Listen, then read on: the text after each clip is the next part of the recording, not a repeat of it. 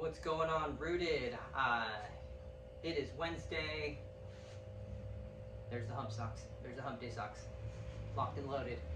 Getting you some midweek mobility. So last week, the video we put out had a lot to do with creating mobility and range of motion in your wrists and ankles.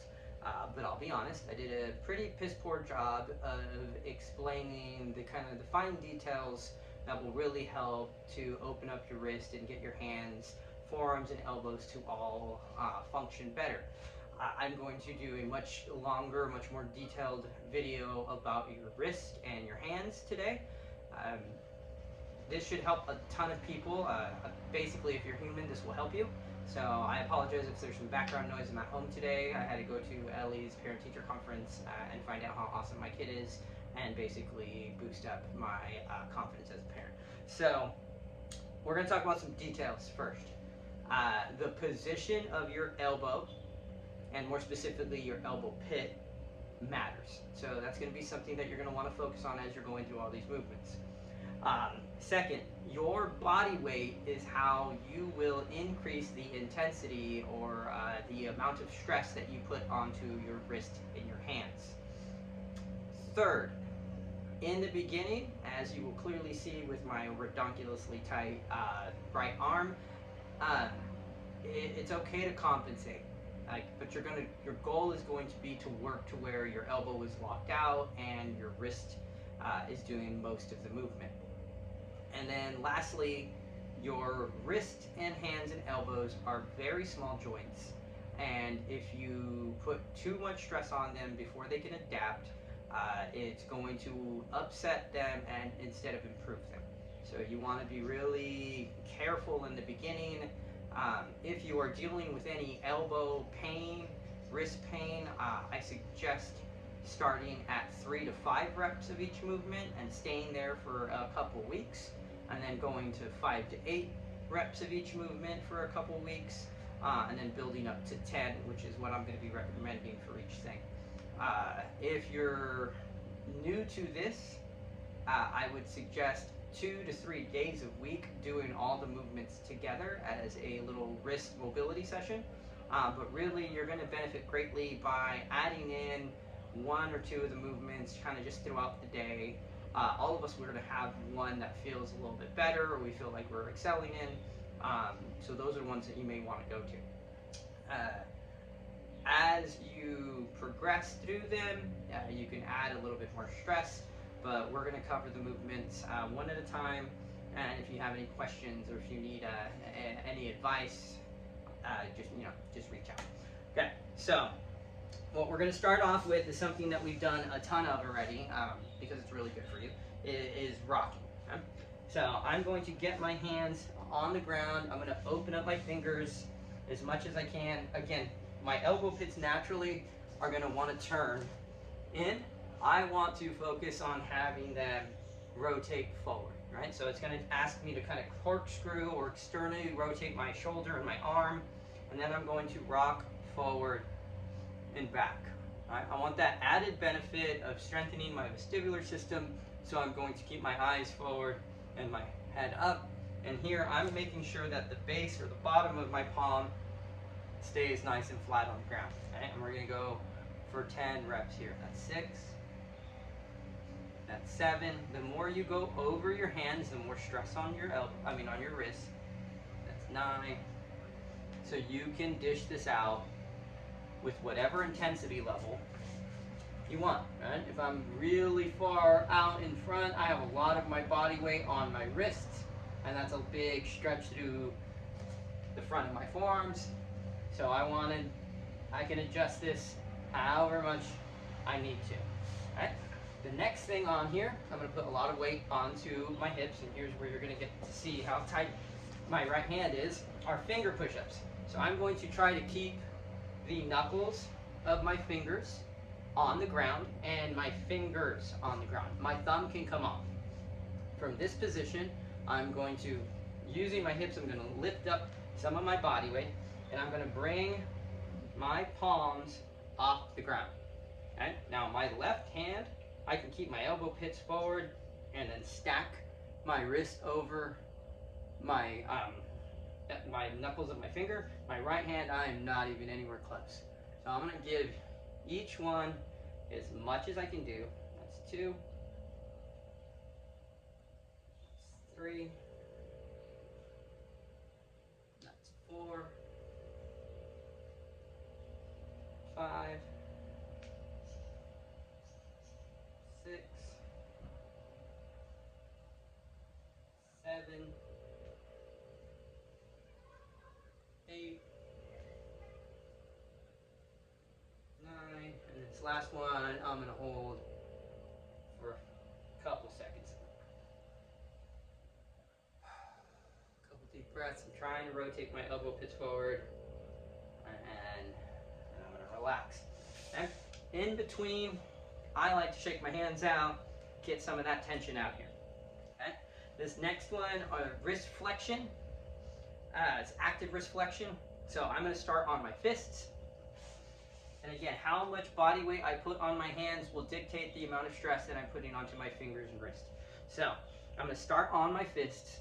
I'm going to open up my fingers. And as I open up my fingers, I'm going to try, with my elbow straight, to bring the back of my hands all the way to the mat. And then as I do, once I get there, that's my stretch position, I'm going to curl everything back in. So that's 1. Keep my elbow pits forward. Here's where you may bend those elbows. Your elbows may flare out. Again, in the beginning, we want the wrist to move. And then our goal will be to work towards a straight arm with the elbow pits rotated forward. That's 3.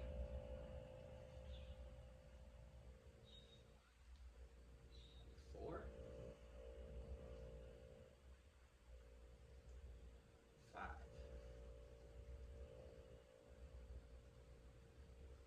6. 7. 8. 9.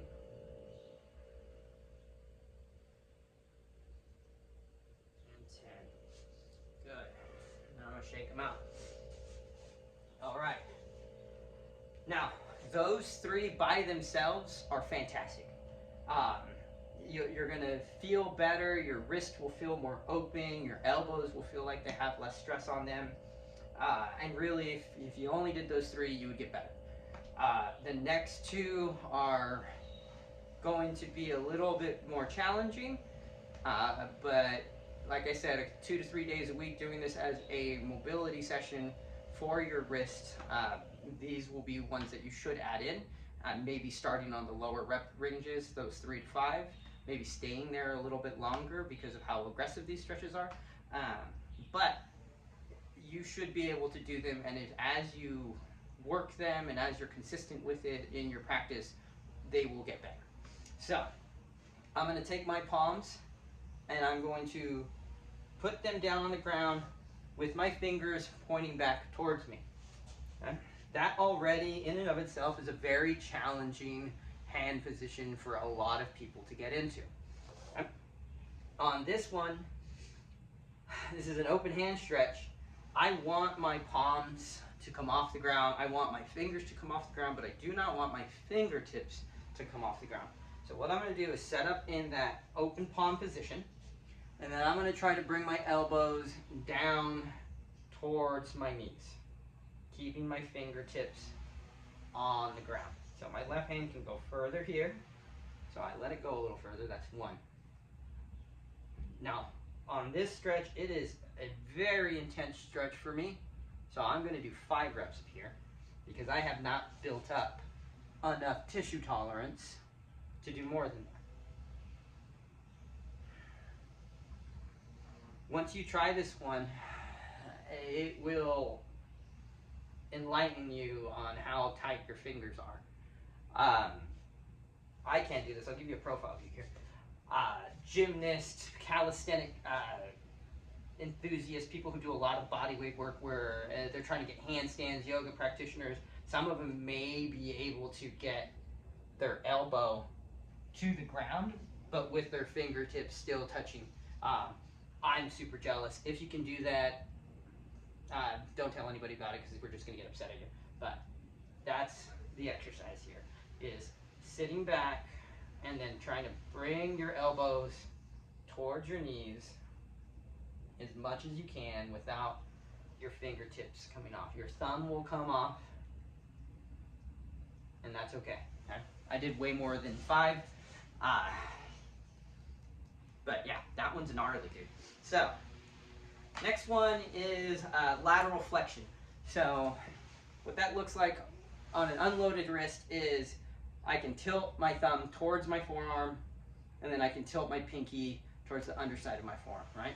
So, that is lateral flexion and extension of your wrist.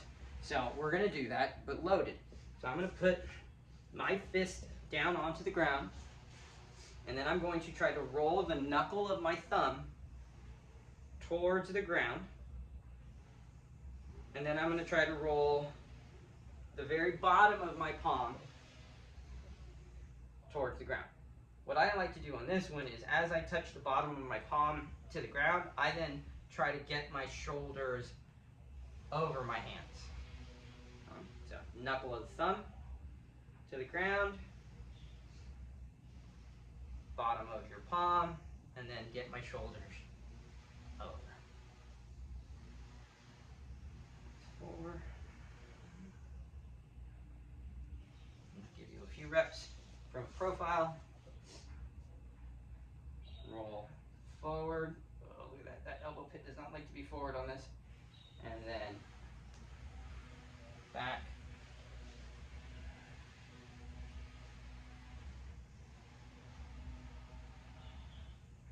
Now, I do not do this as much as I should. That will be my focus for the next month of adding this in. And then I'm going to do this video again, and then we'll see how much they improve. All right, then I'm going to shake my hand out. Now, lastly, we can turn, our forearms can rotate. All right, so we have a bone in our forearm called a radius, and it is what allows us to rotate our thumb, right, and rotate our forearm. So we want to get good at that. A couple different ways to do this. So you can place your hand like against the wall, hold on to your arm, and rotate your hand back and forth as far as you can without your fingers touching the wall. You can do this over a desk. We can even use the ground here. I'm going to pull my hand up. I'm going to turn it all the way around and then rotate it all the way around. Right. And then I can do that even in a flexed wrist position. Rotate all the way around, rotate all the way around. Okay. We want to do those passive stretches. They're not very passive. Those passive or the loaded mobility exercises. Again, 3 to 5 reps a couple times a week in the beginning, then moving up to 5 to 8 reps for a couple weeks, and then progressing from 5 to 8 reps to 10 reps, and then adding it in 2 to 3 times a week as a complete session, and little movement snacks throughout your day.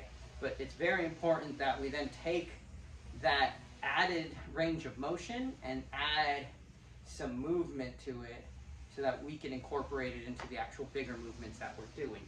Okay? Now, remember, if you are currently dealing with elbow or wrist, hand pain, start at the low level of the low rep level, 3 to 5, and stick with that for 2, 3, 4 weeks. Let the tissues tell you when they're ready to go.